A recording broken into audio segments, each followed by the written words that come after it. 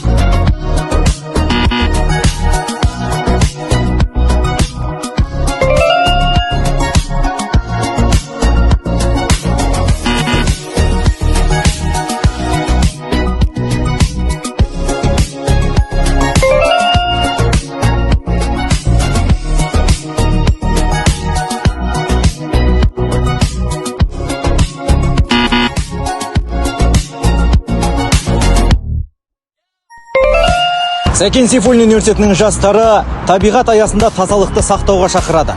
Ұрпақ тәрбиесі жер анамызды аялаудан басталады.